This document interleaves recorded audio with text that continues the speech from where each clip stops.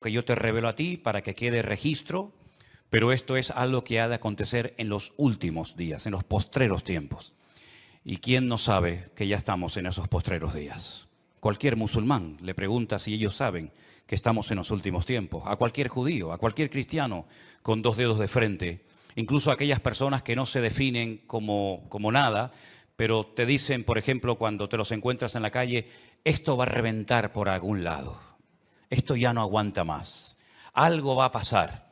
Bueno, gracias al Señor, nosotros los creyentes podemos estar en paz en medio de la tormenta porque sabemos lo que va a suceder. Y para eso tenemos la palabra de Dios. Oramos en esta tarde, queridos hermanos, pidiendo la bendición de nuestro Dios para este mensaje. Te damos muchas gracias, Señor, una vez más, por esta oportunidad que nos das de aprender, de conocer las cosas que tú has dejado en tu palabra para mantenernos firmes en la fe, para saber cómo actuar, cómo comportarnos en estos tiempos peligrosos y difíciles en los cuales nos ha tocado vivir. Señor, abre nuestro entendimiento para que podamos comprender tu palabra y podamos en esta tarde, Señor, ser fortalecidos en nuestra fe, en nuestra comunión contigo, y que esta palabra sea de bendición para todos los que la van a escuchar, tanto hoy como en cualquier otro momento. Nos ponemos en tus manos y pedimos tu bendición en el nombre de Jesús. Y amén, y amén. Yo lo primero que me gustaría pedirles a todos ustedes, no solamente los que están aquí reunidos, sino también los que están en sus hogares y los que después van a ver estas reuniones. No sé si se han dado cuenta, pero en las últimas semanas han habido centenares, cientos de miles de personas que debido a todo lo que está ocurriendo se han metido seguramente en muchas otras páginas, ¿no? Pero yo hablo de lo que nos atañe a nosotros, a ver qué es lo que está sucediendo, a ver qué es lo que está pasando. Tenemos ya mensajes en nuestro canal de YouTube que tiene casi 4.000 mensajes. Tenemos mensajes que ya pasan de los 2, 3, 4, 5, 6, 7, 8, 9 millones de visualizaciones. Es algo increíble ver cómo Dios está despertando las conciencias de muchísimas personas en muchas partes del mundo, porque están realmente preocupadas, diciendo qué es lo que va a pasar. Yo ya digo, lo primero que les quiero pedir a todos ustedes es que mantengamos la calma, por favor. Veo a muchos creyentes nerviosos, angustiados, con miedo, y lo primero que tenemos que tener en cuenta es que el Señor es nuestra paz, que todo está bajo el control de Dios y que aquí no va a caerse ni una hoja de un árbol sin permiso de nuestro Dios. Así que mantengamos la calma, la serenidad, la paz y no dejemos que nada ni nadie nos perturbe. El Señor Jesucristo dice, en el mundo tendréis aflicción. Más claro agua, pero confiad, yo he vencido al mundo. Mi paz os dejo, mi paz os doy, no como el mundo la da. La paz de Cristo es una paz que a menos que tú la tengas no te la puedo explicar con palabras. Y mira que sé explicar muchas cosas y el Señor me ha dado, pues yo creo que algo de sabiduría para explicar muchas cosas de su palabra. Pero explicarte lo que es la paz de Cristo, sinceramente me faltarían palabras para poder explicarte lo que es vivir en cualquier momento y circunstancia de la vida, bajo la enfermedad de un hijo, bajo la muerte de un ser querido, en momentos de guerra, en momentos de necesidad, de crisis matrimonial, problemas de toda índole, explicarte lo que es tener en esas circunstancias la paz de Cristo, prácticamente es imposible hacerlo con palabras, a menos que usted tenga esa paz morando en su corazón. Así que, hermanos, recordemos lo que dijo el Señor, quiénes somos: la luz del mundo y la sal de la tierra. Si me permiten la expresión, guardemos la compostura en todo momento. Porque ahora se nos van a presentar muchísimas oportunidades y ocasiones para dar testimonio y explicarle a la gente, si es que lo sabes, lo que está sucediendo y cómo va a terminar todo esto. Porque la Biblia no solamente te dice cómo va a empezar todo, cómo se va a desarrollar los acontecimientos, sino que además te dice cómo van a terminar los acontecimientos. Y lo que de entrada te puedo decir es que el mundo nunca más volverá a ser el mismo a partir del 7 de octubre. Nunca más Oriente Medio volverá a ser lo que fue. Europa nunca más volverá a ser lo que ha sido. El mundo espiritual ha cambiado radicalmente. Te lo voy a intentar explicar esta tarde. Porque todo lo que nosotros vemos que está sucediendo en este nivel, en esta dimensión de lo natural, es simplemente, como he dicho muchas veces, y lo repito, un reflejo del mundo espiritual. El mensaje de hoy yo lo he titulado ¿Palestina o Israel? Porque se está oyendo mucho hablar en los últimos días, semanas, acerca de Palestina, de Israel y de Palestina. Y yo tengo que hacer un pequeño alto en el camino antes de entrar en lo que va a ser en sí el mensaje y decirte que no hay que ser ni judío, ni musulmán, ni creyente, ni cristiano, ni nada, para saber que nunca, jamás en la historia hubo un Estado llamado el Estado palestino. Nunca existió tal cosa, jamás. Te voy a decir de dónde viene y quién le puso ese nombre a ese territorio de Palestina. Antes de que los judíos llegaran a ese país y declararan el Estado judío de Israel, como se llama en 1948, estaban los ingleses en aquel lugar. Después de la Primera Guerra Mundial se repartieron el mundo las naciones vencedoras. Y a Inglaterra le tocó lo que ellos llamaban en aquel tiempo Palestina. Así es que no sacaron de allí al pueblo palestino, porque nunca existió un país llamado o un pueblo llamado palestino, jamás. Entonces sería antes de los ingleses, pues tampoco, porque antes de los ingleses estaban los otomanos.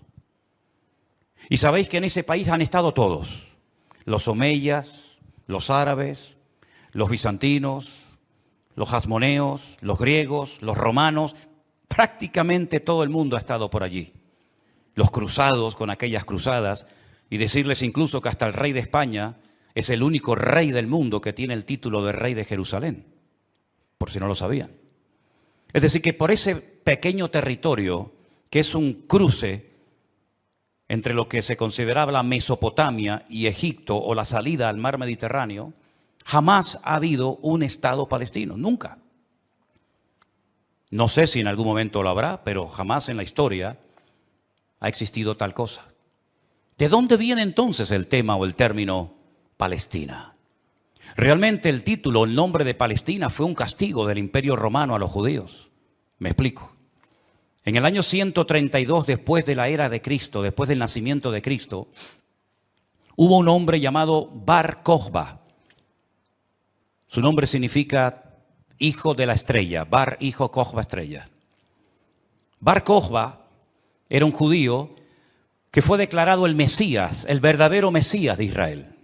Ustedes saben que el sueño dorado de Israel ha sido la restauración de la monarquía con un rey descendiente de la tribu de Judá.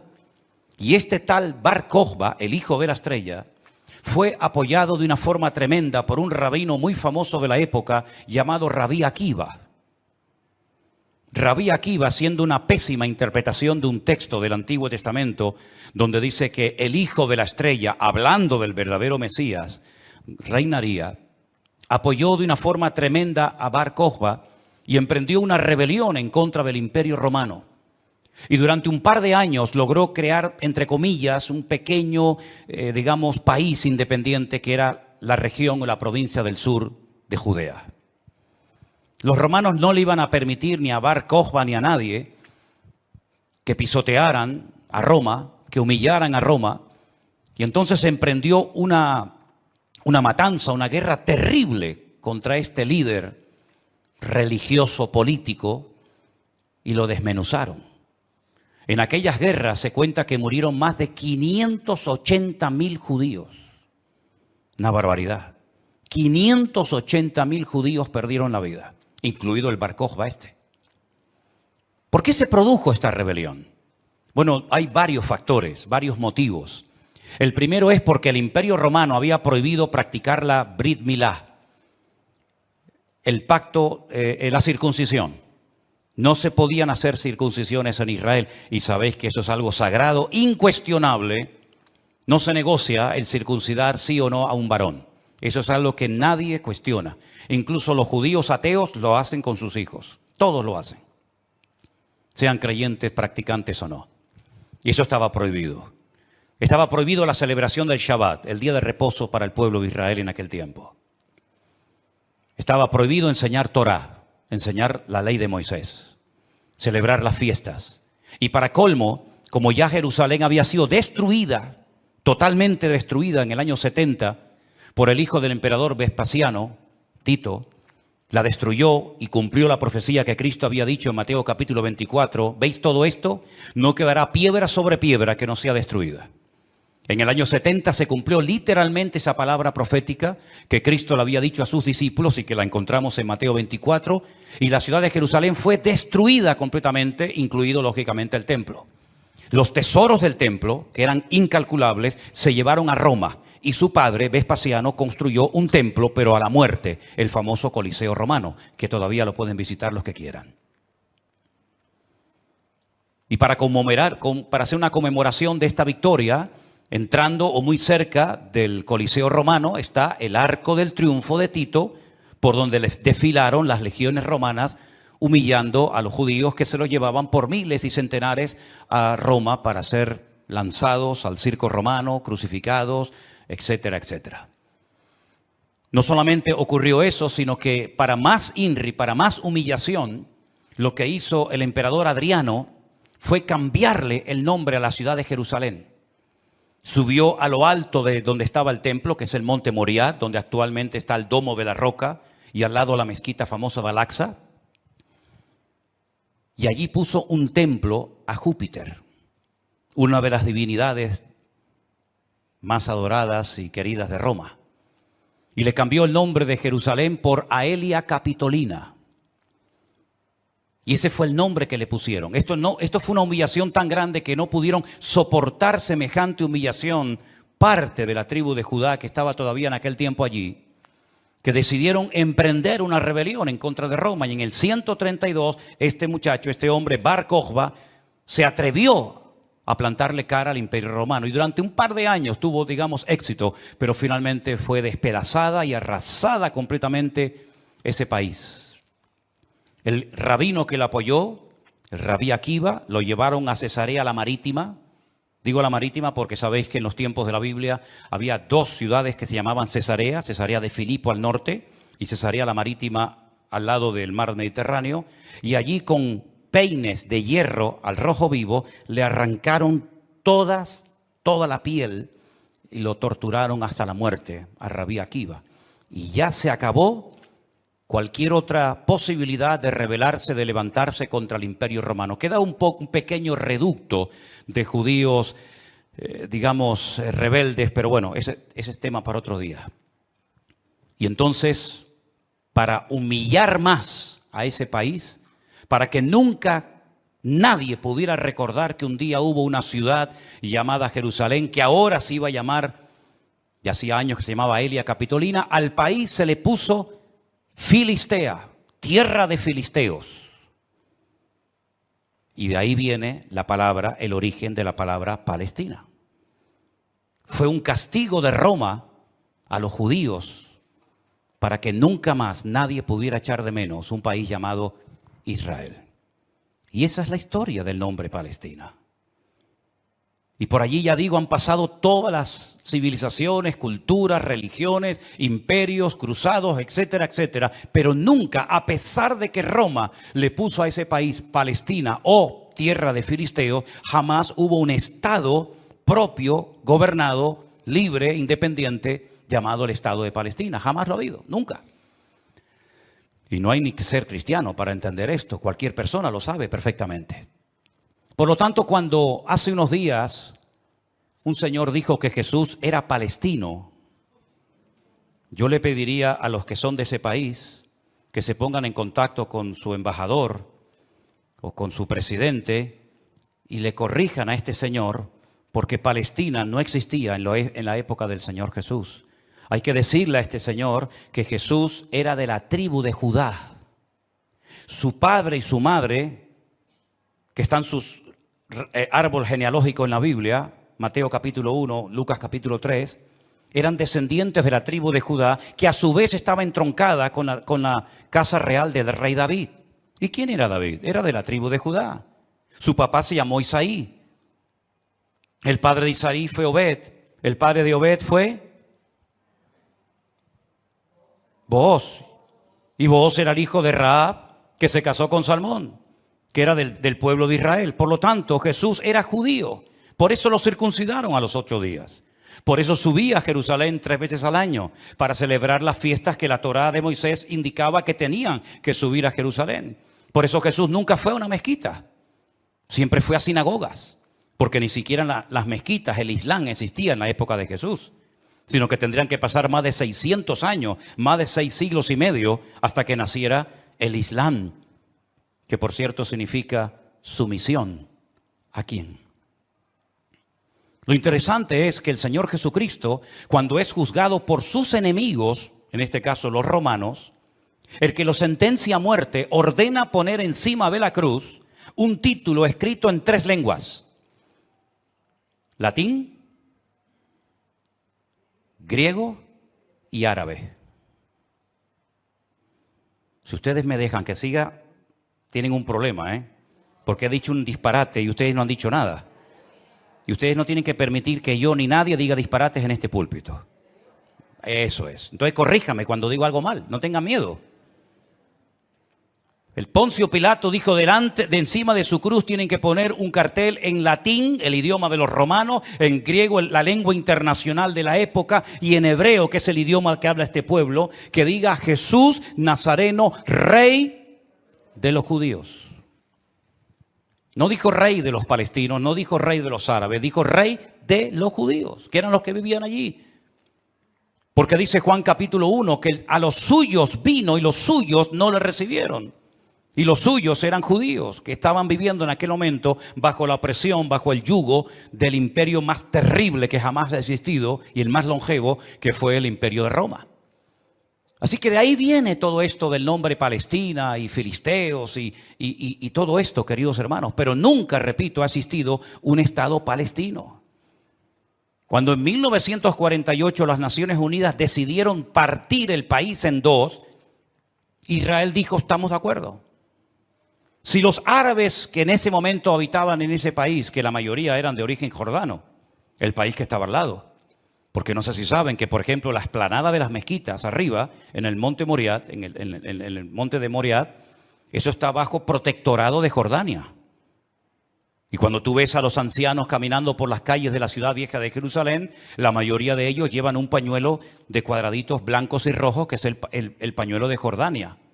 Porque Palestina no representa a nadie, sino ellos eran de origen jordano, ¿verdad?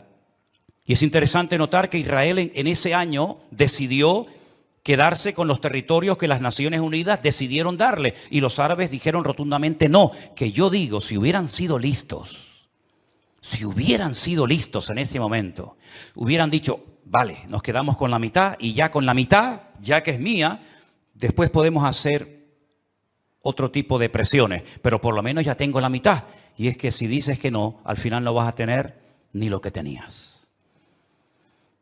Durante todos estos años, desde 1948 hasta hoy, ese país siempre ha estado en guerra, o preparándose para una guerra, como dicen allí. Y la cruda realidad es que ese pequeño pueblo ha ganado todas las guerras, no ha perdido ni una. Ha desbaratado naciones tremendamente poderosas con un poderío militar espectacular. Y cada vez que gana, lógicamente, extiende el terreno. No podían entrar los judíos a la ciudad vieja de Jerusalén. ¿Saben la tortura que es para un judío estar viviendo en Jerusalén y no dejarte entrar a la ciudad de Jerusalén y poder acercarte y tocar el Kotel Hamarabí, el muro de los lamentos, para orar a Dios? No podían hacerlo. Desde 1948, que entraron allí, hasta 1967, en la guerra famosa de los 6 días, los judíos veían de lejos. Por eso cuando ustedes van a Jerusalén se van a dar cuenta que las casas que están más en alto son las que le permitían al judío poder ver el monte del templo, porque no podían acercarse a tocarlo, ni a mirarlo. Y no solamente desde 1948, desde hace muchos siglos tampoco podían estar allí. Y al final recuperaron la ciudad de Jerusalén. Pero todas y cada una de estas guerras siempre ha cambiado la atmósfera, el mundo espiritual, siempre. Porque algo que tenemos que tener presente es que el mundo natural refleja lo que está pasando en el mundo espiritual, ni más ni menos. Y me gustaría con algunos textos de la Biblia demostrarles que el mundo espiritual es tan real como este mundo en el cual nos movemos tú y yo como pez en el agua. En el libro de Daniel, en el Antiguo Testamento, este hombre está cautivo en Babilonia. Las tribus del sur, Judá y Benjamín, han sido derrotadas, han sido humilladas por las tropas de un tal rey Nabucodonosor. Son llevadas cautivas por 70 años a Babilonia. Algunos se preguntarán, ¿y por qué fueron llevados cautivos a Babilonia justamente 70 años? Bueno, primeramente por su desobediencia, por su rebeldía, por no haber querido arrepentirse. Muchas veces el Señor le mostró a Ezequiel en visión los pecados terribles que ellos hacían en la intimidad, que nadie los sabía, pero que Dios los conocía perfectamente. Y dice que se lo llevaba en visión y le decía, métete por el agujero de esa pared y mira lo que están haciendo ahí adentro, a ver si no son dignos de mi ira y de mi juicio, ¿verdad? Y por 70 años son llevados a Babilonia para que la tierra descanse en una celebración que todavía, en una ley que todavía los religiosos, los agricultores religiosos practican, otros no. Y es la ley de la Shemitah. La Shemitah es una ley que obliga al agricultor, al que se dedica a los labores del campo, a dejar reposar la tierra un año entero. No se puede trabajar la tierra. Nosotros estuvimos este año, creo que fue este año, el año pasado, y veíamos muchos campos muy bonitos, muy bien arados, muy bien trabajados, y otros campos totalmente como abandonados, llenos de malas hierbas, y nos decían, estos son los campos de los agricultores religiosos que no van a trabajar durante este año. Por la ley de la Shemitah, que es el descanso de la tierra. Dios preparó un día a la semana para el descanso del hombre, para que usted no sea una máquina de trabajar y trabajar y trabajar, sino que también reconozca que hay un Dios que creó el universo, la tierra, y nos da la familia y los hijos para disfrutar, y no que usted se ponga con 70, 80 o más años de la vida, y lo único que ha hecho en toda su vida es pagar deuda, comprar cosas y trabajar ¿verdad? Como un esclavo, y al final se le fue la vida trabajando, cuando el Señor dice, detente, cesa toda actividad, y descansa como mínimo tú, tus empleados, tus bestias, tus animales durante un día a la semana, y así reconocen la obra creadora de Dios, y así renuevas tu fuerza para empezar una nueva semana con la bendición de Dios. Pero también la tierra, el Señor la cuida, porque dice la Biblia que la tierra es de Dios, no es del hombre. La tierra de Israel no es de los judíos. La tierra de Israel, ese territorio tan pequeñito, no es de los palestinos. ¿Quién es el dueño de la tierra? Es Dios, lo dice en su palabra. Del Señor es la tierra y su plenitud. Y dice la Biblia que durante los 490 años que vivieron allí cuando entraron con Josué, nunca cumplieron la ley del reposo de la tierra. Por lo tanto, la tierra necesitaba descansar 70 años. 70 por 7, ¿cuánto es? 490. Después de los 70 años de cautiverio, logran volver otra vez a su país, restauran el muro, restauran la ciudad, restauran el templo, vuelven otra vez a la vida normal, digamos. Pero sin embargo, antes de salir, hay un hombre llamado Daniel que escribió un libro extraordinario, donde él nos habla de cosas que habían ocurrido, que les habían llevado a esta situación terrible, y cosas que iban a ocurrir en el futuro. Pero una de las cosas que Daniel cuenta muy interesante es el conflicto, la guerra, la realidad del mundo espiritual. Por ejemplo, podríamos leer muchos pasajes, pero en Daniel capítulo 10, a partir del versículo 12, la palabra de Dios dice así. Entonces me dijo, Daniel, no temas, porque desde el primer día que dispusiste tu corazón a entender y a humillarte en la presencia de tu Dios, fueron oídas tus palabras y a causa de tus palabras yo he venido. Está hablando con un ángel que se le ha presentado a Daniel, ¿sí? Mas el príncipe del reino de Persia se me opuso durante 21 días. Pero he aquí Miguel, uno de los principales príncipes, vino para ayudarme y quedé allí con los reyes de Persia. Intentaremos explicar esto lo mejor posible. He venido para hacerte saber lo que ha de venir a tu pueblo en los postreros días. Porque la visión es para esos días. No es para el tiempo de Daniel, es para los postreros, los tiempos finales. Mientras me decía estas palabras, estaba yo con los ojos puestos en tierra, enmudecido. Pero he aquí uno con semejanza de hijo de hombre tocó mis labios. Entonces abrí mi boca y hablé y dije al que estaba delante de mí: Señor mío, con la visión me han sobrevenido dolores y no me queda fuerza. ¿Cómo pues podrá el siervo de mi Señor hablar con mi Señor? Porque al instante me faltó la fuerza y no me quedó aliento. Y aquel que tenía semejanza de hombre me tocó otra vez y me fortaleció y me dijo: muy amado, no temas, la paz sea contigo, esfuérzate y aliéntate. Y mientras él me hablaba, recobré las fuerzas y dije: hable mi Señor, porque me has fortalecido. Y me dijo: ¿sabes por qué he venido a ti? Pues ahora tengo que volver para pelear contra el príncipe de Persia. Y al terminar con él, con el príncipe de Grecia, que vendrá. Pero yo te declararé lo que está escrito en el libro de la verdad, y ninguno me ayuda contra ellos sino Miguel, vuestro príncipe. Aquí está hablando de príncipe, el príncipe de Grecia, el príncipe de Persia. Habla de un arcángel tremendamente poderoso que aparece en pocas ocasiones en la Biblia, llamado Miguel, que dice que es el príncipe que protege al pueblo de Israel de ser aniquilado y destruido. Porque una cosa que les quiero decir y que os quede clara, y me da igual si estáis de acuerdo o no, me da igual, créame, pero te lo tengo que decir. Recientemente se le preguntaron a altas autoridades de Hamás y le dijeron: si pudierais elegir entre tener todo el Estado de Israel, todo el territorio, de norte a sur y de este a oeste para ustedes, o la destrucción, la aniquilación total y absoluta del pueblo de Israel, ¿qué elegiríais? ¿Sabe la respuesta, no? Preferimos que no exista ni un solo judío sobre la faz de la tierra antes de quedarnos con todo su territorio. Porque no es que quieren quedarse con todo el territorio, es que quieren arrojar al mar o al desierto para que muera toda la población de Israel, que en este momento está alrededor de unos 15 millones de personas más o menos repartidas en varias naciones de la tierra. ¿Quién puede negociar con alguien que te quiere matar? ¿Quién puede negociar con alguien que viola a tus hijos y los quema delante de tu presencia? ¿Quién puede negociar con alguien que le abre el vientre a una mujer embarazada y le saca a su hijo que aún está con vida? ¿Quién puede negociar con alguien que te odia y que el sueño de su vida es destruirte a ti y a toda tu descendencia? ¿Quién puede negociar con semejantes salvajes? Fijaros que ya no digo animales, como decía hasta el otro día, porque no quiero ofender a los animales. Pero aquí encontramos una realidad espiritual.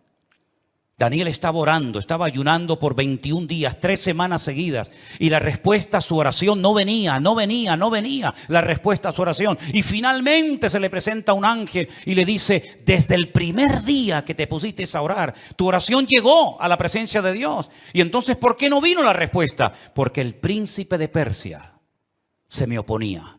Había interferencias, por decirlo de alguna manera, en el mundo espiritual. ¿Quién es el príncipe de Persia? Un poder espiritual, un príncipe de las tinieblas que no quería que Daniel recibiera la revelación y la información de lo que le iba a pasar a su pueblo a corto y a largo plazo.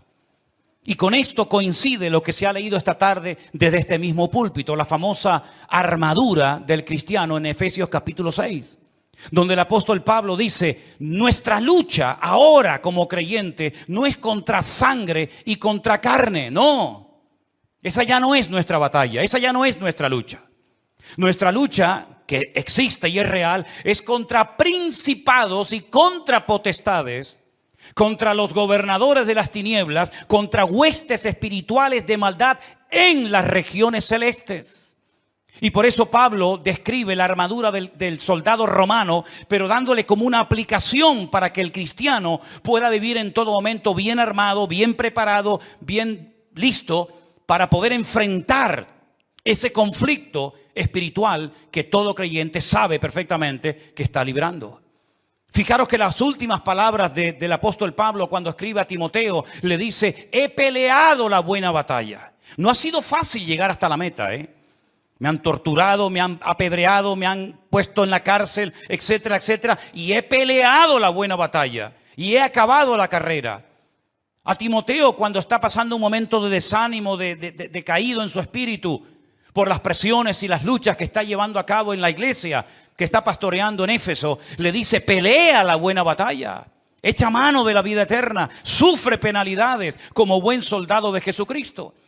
Yo sé que por ahí se ha predicado un evangelio aguado, un evangelio donde ven a Cristo y todos los problemas se te van a solucionar. No es verdad. Dios te va a dar gracia, paz y fortaleza en medio de los problemas. Pero muchos problemas no van a desaparecer por el hecho de que ahora usted se ha convertido a Cristo.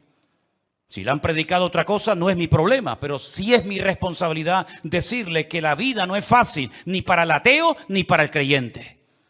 Y dice la Biblia que cuando sale el sol calienta buenos y calienta malos. Y cuando hay guerras mueren buenos y mueren malos. Y cuando hay un naufragio mueren cristianos y mueren ateos. Y cuando hay un atentado, cuando hay un terremoto o cuando hay un tsunami mueren cristianos, mueren blancos, mueren ricos, mueren todos. Porque es parte de la vida. Pero en medio de las tormentas y sufrimientos de la vida, nosotros sabemos que el Señor está a nuestro lado. Y eso es lo que nos da la fuerza para decir: Dios está conmigo porque yo sé en quién he creído.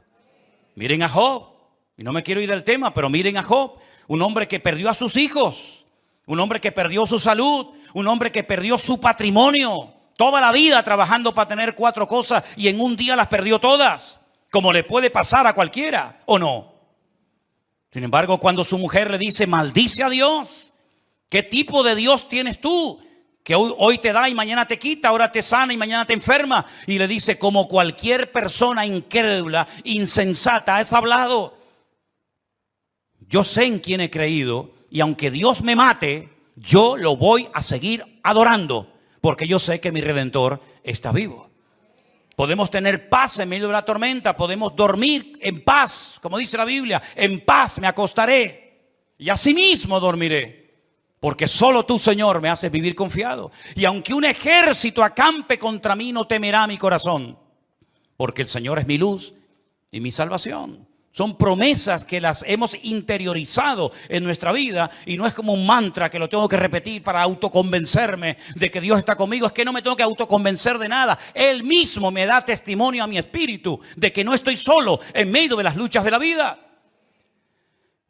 Y el pueblo de Israel no es que sea el mejor pueblo del mundo, Yo no estoy aquí para hacer, digamos, una disertación a favor de unos que son muy buenos y otros que son muy malos. Yo no estoy aquí representando a nadie. Yo solamente represento a mi Dios.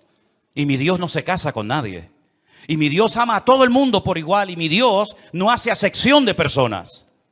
Y todos los seres humanos, me da igual son palestinos, o son judíos, o son canarios, o son latinos, o de donde sea. Todos los seres humanos tenemos que arrepentirnos delante de nuestro Dios por nuestros pecados. Y aquí no hay ni buenos ni malos, sino que aquí cada uno tiene que ser consciente de que no hay justo ni aun uno delante de la presencia del Señor. El mismo Señor Jesucristo, y hoy lo leía en el Evangelio de Mateo, le decía a los judíos: si no os arrepentís, todos pereceréis igualmente. Por lo tanto, mis queridos hermanos, lo importante es saber que estamos en una guerra espiritual porque estamos a punto, y lo vamos a ver, que todo va a cambiar. La película que hemos vivido hasta el día de hoy, nuestra vida ha sido como una especie de película con diferentes actores, diferentes escenarios, ¿verdad? El escenario va a cambiar completamente. Los actores van a cambiar. El guión va a cambiar. Y cuando está a punto de producirse un cambio en el mundo significativo que afecta a miles y a millones de personas, hay siempre guerra en el mundo espiritual. Miren cuando Cristo nació, la guerra espiritual que hubo. Comenzaron a asesinar niños, ¿verdad? Comenzaron una serie de revoluciones porque cada vez que va a haber un cambio que va a afectar la economía, la política, la vida social, etcétera, siempre hay un conflicto espiritual tremendo.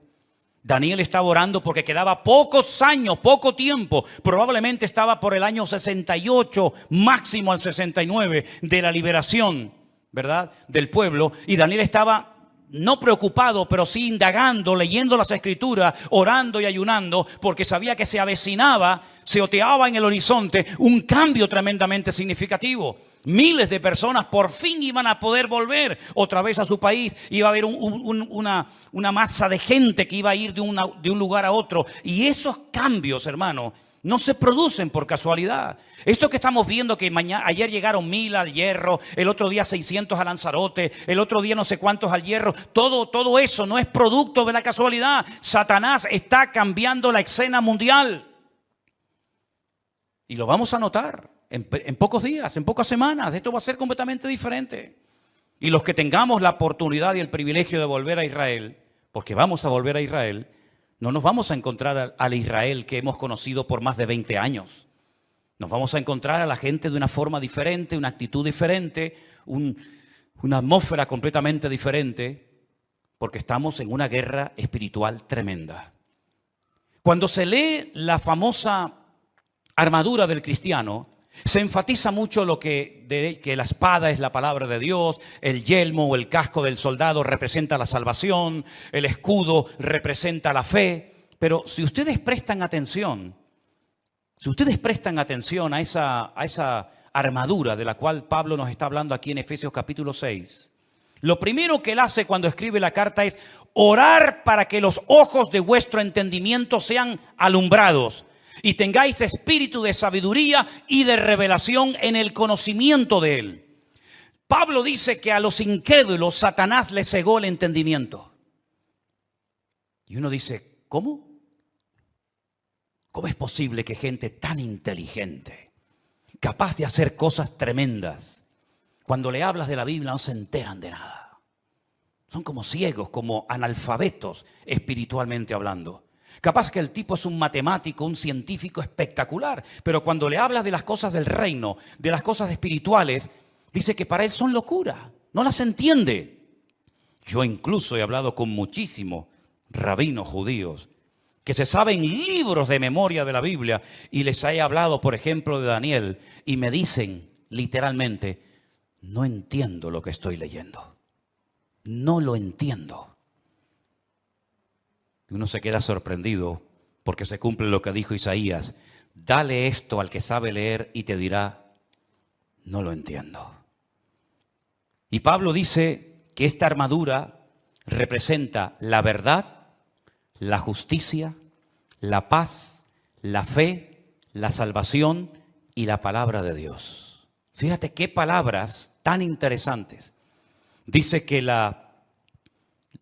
ceñid vuestros lomos con la verdad, con la coraza de justicia, calzados los pies con el apresto del evangelio de la paz, coger el escudo de la fe, tomad el yelmo de la salvación y la espada del Espíritu, que es la palabra de Dios. Estas 6 cosas, estos 6 elementos están en el punto de mira de Satanás para arrancarlos de nuestra sociedad de un plumazo. Quiere cambiar la verdad en mentira y convertir la mentira en verdad. Si no, sal por la calle hoy en día y pregunta cosas que tienen que ver ya no con la fe, sino con el sentido común. Y te vas a dar cuenta que hay gente que cree en mentiras creyendo 100% que son grandes verdades. Y las grandes verdades las cuestionan y las echan a un lado porque dicen, eso no es verdad, eso es mentira. Esa es una de las estrategias del diablo, bombardear, dinamitar las escuelas, las universidades, incluso también, como no, las iglesias, la familia, los gobiernos, la política, el arte, la pintura, la literatura, todo, para que al final la sociedad siga creyendo más en las mentiras que en las verdades. ¿Quién enseñó que para ir al cielo hay que explotarse? Es una gran mentira. Pero 1.000 millones creen que es una gran verdad. Aquí vino hace poco una persona que me decía, ¿cómo es posible que ustedes crean que la tierra es redonda si la tierra es plana? Y decía, pero ¿me está hablando en serio este hombre?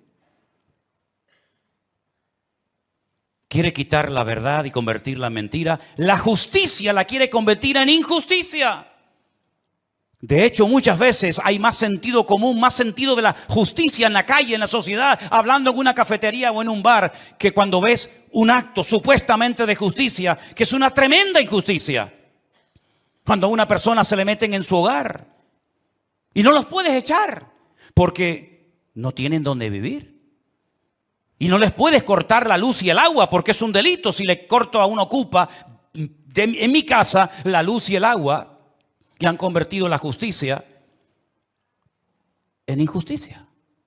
Ya no tiene derechos el propietario, ahora tiene derechos el que usurpa la propiedad ajena. ¿Eso es una justicia? ¿Eso es justicia? Quiere cambiar la paz en guerra, cosa que sabe hacer perfectamente. La fe en incredulidad, la salvación en muerte y en desesperación eterna, y la palabra de Dios por cualquier cuento que cuenten por ahí, dándole más credibilidad a las mentiras que al libro eterno llamado Biblia o palabra de Dios. ¿Qué te parece? Estamos viviendo en tiempos peligrosos porque dice Daniel capítulo 7, verso 2, que los vientos han comenzado a soplar en el gran mar. Miren ese versículo. Daniel dijo, miraba yo en mi visión de noche y he aquí que los 4 vientos del cielo combatían en el gran mar. En la Biblia, el gran mar es el mar Mediterráneo. Es el mar que toca muchos países europeos y también del norte de África. ¿Y de dónde se levantará un personaje siniestro que tendrá un poder tremendo? Económicamente hablando, políticamente hablando, económicamente hablando, del antiguo territorio que ocupaba el reino de Roma. Todo lo que es el norte de África, parte de Oriente Medio y todo lo que es Europa, hasta lo que se conoce como finis terrae, el fin de la tierra para los romanos hace 2000 años. Y dice que en ese gran mar, él vio como 4 vientos, que son demonios, comenzaban a soplar de tal manera que comenzaron a levantarse animales.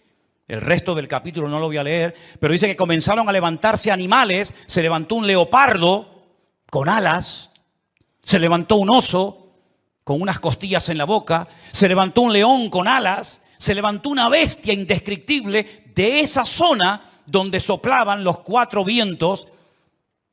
Y comenzaron a levantarse esos animales que representaban imperios, poderes políticos que iban a afectar la vida de miles y de millones de personas a lo largo de la historia.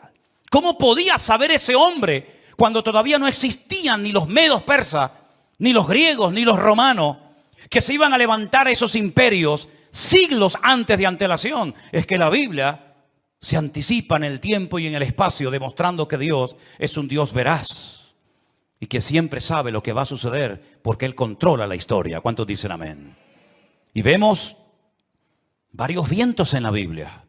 No tengo tiempo para extenderme en todo esto, pero ¿cuál fue el viento que destruyó la barca de Pablo o el barco de Pablo? ¿Cuál fue el viento ese? Es el viento que golpeó contra un creyente, contra un representante del cuerpo de Cristo, el Euroclidón. El Euroclidón destrozó la nave de Pablo y Pablo tuvo que ir a tierra a calentarse y a salvar la vida. Ese viento soplará. Son nombres de la mitología griega. El Aquilón, el Austro. Son vientos que se mencionan, por ejemplo, en el libro del Cantar de los Cantares. Métanse y estudien las direcciones de estos vientos. Generalmente los vientos, depende del viento,